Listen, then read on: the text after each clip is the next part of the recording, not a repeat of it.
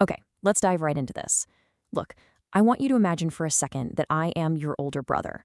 Not the kind who's just going to pat you on the back, sugarcoat things, and say, oh, don't worry, everything is going to be fine.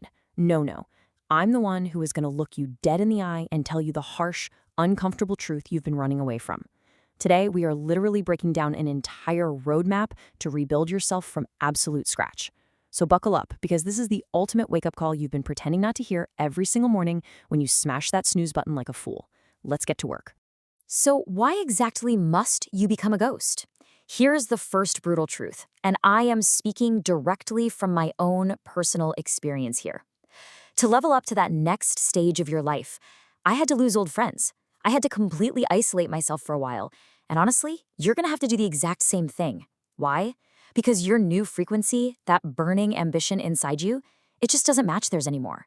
You simply cannot build your empire when you're surrounded by people whose only life goal is figuring out where they're getting iced coffee and who they're gossiping about this weekend. You've got to become a ghost. Disappear from the radar, grind in absolute silence, and get away from all those distractions and nosy people.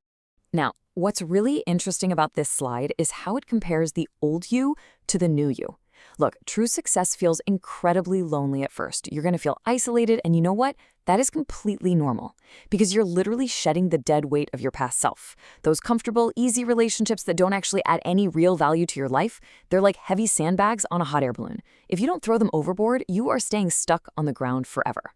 The new you is isolated, sure, but you're aligned, you're moving forward, and you are so much lighter without all that baggage holding you down. Let's be real for a second. Picture yourself sitting there on the couch, eating junk food, feeling completely miserable, and complaining that the universe is against you or that you just have terrible luck. Listen to me.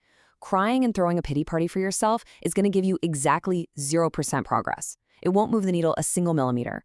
But getting up, washing your face, and getting just one tiny win, even if it's just making your bed, that is 100% of how real progress is made. The world honestly doesn't care about your tears, man. Save the drama for Netflix. The world only respects raw action. Speaking of Netflix, let's look at the absolute serial killers of your focus. We've got the binge-watching marathons, the mindless scrolling on social media like you're hunting for some buried treasure, hanging out with friends you don't even really like just because you're terrified of being alone, and the biggest lie of all, oh, I'll just wait for the perfect time to start. Are you kidding me? If it was just you and your goals in an empty room without all this ridiculous noise, you would have been a champion years ago. But you're voluntarily choosing to let these things destroy your focus every single day. So, the crucial point is this. Are you tired? Do it anyway. Are you in a bad mood? Do it anyway. Is it raining and cold outside? Literally, do it anyway. This whole idea that you need to feel motivated or be in the absolute perfect mood to get to work is the biggest trap ever invented by losers to justify being lazy. It's a complete myth. The golden rule you need to burn into your brain right now is that action comes before the feeling, not the other way around. We've been lied to about this whole motivation thing for way too long. Motivation is that fake friend who only hangs out with you when the sun is shining and you've got cash in your pocket. The second it starts raining, poof, they disappear. Discipline, on the other hand, discipline is the strict, true friend who stands over your bed at 5 a.m., rips the covers off, and forces you to get out there even when you feel absolutely awful. Building anything great in this life requires the rigid, hardcore discipline to act regardless of your emotions. And this leads us to a profoundly deep concept, one that perfectly aligns with our core beliefs: sabr. Now, don't get this twisted. Sabr isn't just sitting around passively crossing your fingers and hoping for a miracle. It is fierce, relentless perseverance. It's the pure grit and endurance to keep grinding through a long, dark, extremely difficult process without seeing an immediate reward at the end of the day. It's taking total ownership of the hard work because you know in your bones that there is absolutely no easy path to the top. Now let's talk about society. This chart just highlights the hilarious hypocrisy of the people whose opinions you're so terrified of. Look, they are going to judge you either way. If you take a massive risk, try your hardest, and fall flat on your face, they'll talk and laugh at you. But guess what? If you just sit in the corner paralyzed by fear and don't try at all, they're still going to talk and they'll just call you a loser anyway. Since they're going to flap their mouths no matter what you do, why on earth would you let the fear of their opinions paralyze you?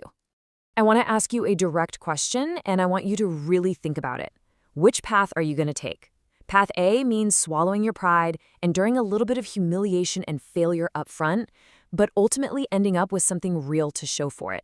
Or path B, where you avoid trying altogether just to escape people's judgment, but you end up becoming the exact loser they said you were. Escaping judgment is completely impossible, guys. So choose the temporary humiliation that actually builds your future. And this brilliantly illustrates the sheer arrogance of human nature. We all walk around thinking we're the main character, and everyone is constantly watching us. Let me break it to you.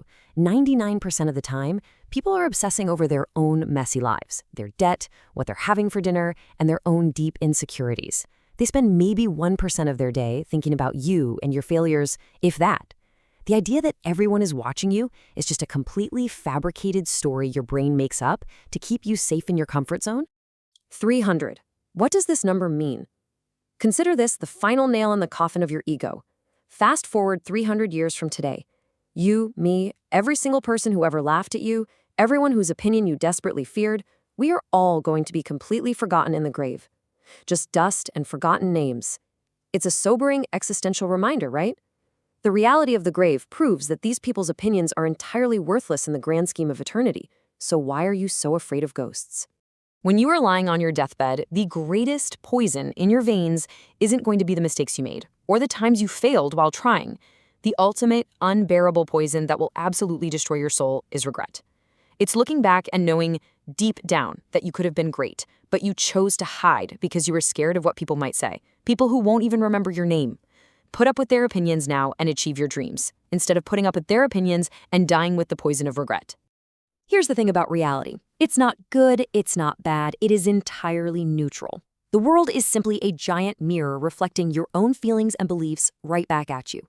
If you marinate in self-doubt every single day, constantly telling yourself the false story that you're a failure and you're not capable, the world will literally applaud and hand you the evidence to prove you right.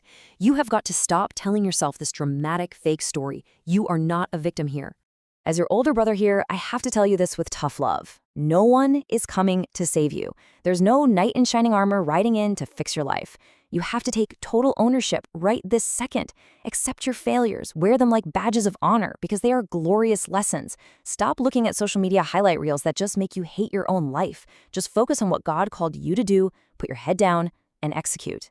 Let's move to the next concept and see how this builds into the powerful framework of tawakkul, or absolute trust in God. Real trust isn't just sitting on your couch praying for a bag of money to fall through the ceiling. It's a hardcore action plan.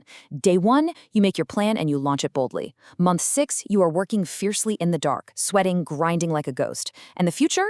That's where you surrender. You trust God's perfect timing for the harvest, knowing you did absolutely everything in your power.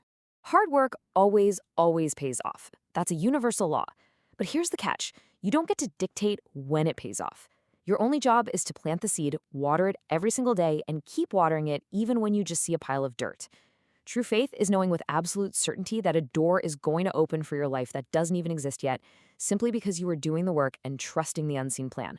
All right, here are your final marching orders. Listen closely, because genius is not about genetics. It's not some magic talent you're born with. It's literally just practicing the right routines over and over again. Step 1, choose your goal clearly. Step 2, ruthlessly remove every single piece of distracting noise from your environment. And step 3, behave exactly like the person you wish to be until it becomes completely natural. Fake it till it's your absolute reality. I'm going to soften my tone for a second here, man to man, because I really care about where you end up. Honestly, I am actually so glad that you're struggling right now. I'm glad you feel lost or that you've hit a wall today. You know why? Because it guarantees that your eventual success story is going to be incredibly epic. Heroes aren't made in luxury 5-star resorts. They are forged in the absolute fire of adversity. Keep surviving because you are writing the greatest chapters of your story right now. And so we reach the end. Another day has passed, the sun is setting, and yet here you are. You're still alive, your heart is beating, and you have been given the gift of another day, a gift that millions of people who passed away yesterday would do anything for. So I have one final simple question for you. What on earth is stopping you from getting to work? Seriously, close this app right now. Stop watching, get off your phone, and go build the empire you are meant to build. Go get to work.